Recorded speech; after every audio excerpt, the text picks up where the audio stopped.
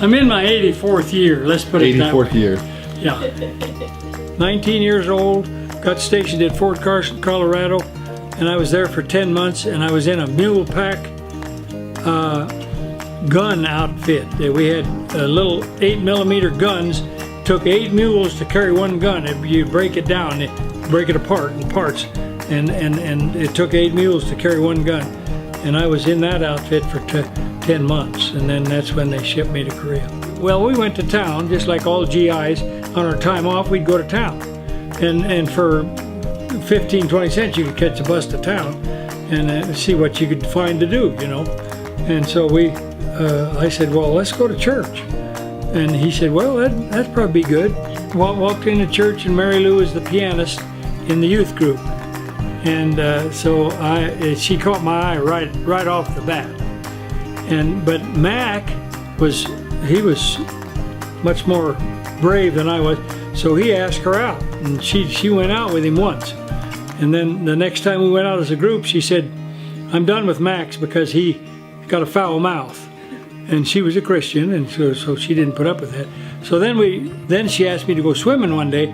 We went swimming at the pool, and then from that day on, then we were kind of a thing together. And yeah, when I get off on weekends, I'd go out.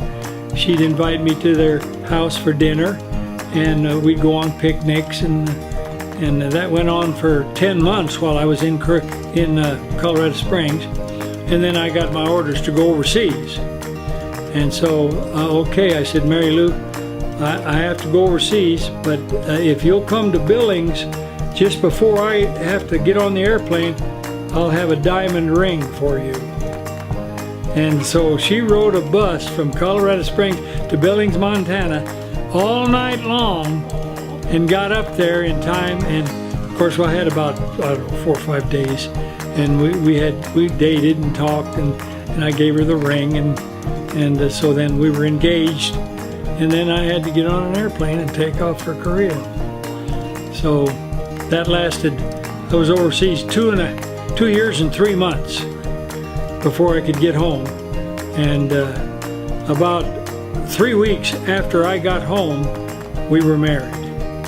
Probably the most happy time in my life, that is after I got married, is when I came back to Colorado from California. Originally we went to California so I could go to Bible school out there, and that was okay, except for some strange reason Mary Lou got pregnant, and I couldn't keep going to school because we didn't have any money, so I had to go to work. So I went to carpentry school for 6 months, and then went out and got a job, and we stayed 14 years. We bought 2 houses while we were there, and then it came time when Mary Lou's parents were getting up in years, and she wanted to come back, so we came back to Colorado. And that, I can remember to this day, coming down the freeway. Let's see, where are we? We're in Denver.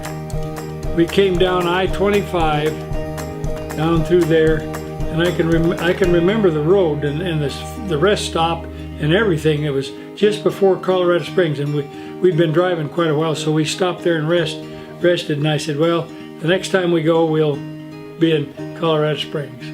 And we were only about, I don't know, 20 miles from there. So that was a happy time, getting into Colorado Springs, and we stayed with Grandma and Grandpa Brush for 3 months. I don't know how they put up with us for that long, 4 young kids. But anyway, I didn't have a job to start with when I got here, and I decided to take a little vacation before going back to work. So the boys and myself got in our Volkswagen camper bus, and we took off and went to the mountains. And I can't remember exactly how long we stayed up there. Probably a couple weeks, 2 or 3 weeks we stayed up there fishing and running around hiking and having a good time. And of course I had to come back and go to work. And I had already come to Colorado and taken the state board exam for a barber's license. So I had my barber's license, and I found a job as a barber, but it was too slow building up a clientele. I just wasn't making enough money to get by. So then I went back to construction and worked that for, maybe a year and a half as a carpenter for contractors around Colorado Springs. And then I heard that there was a job at Fort Carson open for a carpenter. So I went out there and applied, and as a serviceman that I'd been in the service, well, I got some extra points toward getting that job because there was quite a few people wanted the job. And I was given 10 extra points because I was a disabled veteran, and that put me in the job, and then that's when I started my career at Fort Carson.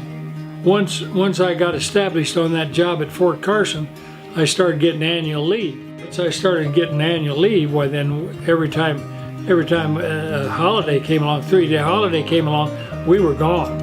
We were setting up a tent and fishing and hunting and having a good time. Spent a lot of time outdoors the first 20 years we were here. I think it's essential to get out like that in God's nature and do the hiking and do the fishing and do the camping and spend time out there with family.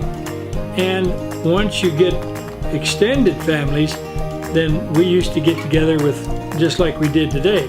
This whole crowd, there wouldn't have been that many people, but we've had as many as 10, 12 people, families together for 3 or 4 days in the mountains camping. So what in life made me most happy? Well, my wedding day and my family thereafter. We had a family together for 56 years, and 4 marvelous children, challenging children, and we had a real good life together, the 56 years. It wasn't all roses, don't get me wrong, but it was good, very good. Having a wife in a home and a mother in a home, she's worth more than her weight in gold, because there's nothing to replace it. If she's not there, it's just a different world. I do not recommend losing your wife. It's the toughest thing that's ever happened to me, and it's such a different. After 56 years of being married, it's such a different way of life that it's a shock, is what it is. And of course, me trying to get my own food, that's a joke. You know, I eat out of cans and I go to the restaurant and stuff like that.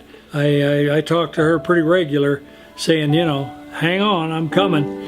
Yeah, as a matter of fact, there was a lady in our compound there that we walked dogs together, and she had cancer for 5 years. Before she died, I went into her deathbed and I talked to her and I said, now, if you get there before I do, which is no guarantee that you are, but if you do, you go see Mary Lou and you go see Jesus and tell him I'm coming. And that's what my future is paradise with Jesus and Mary Lou, and all of my relatives that I know are Christians, and hopefully some that I didn't know were Christians will be there too. Without Jesus, I don't know what I would have done.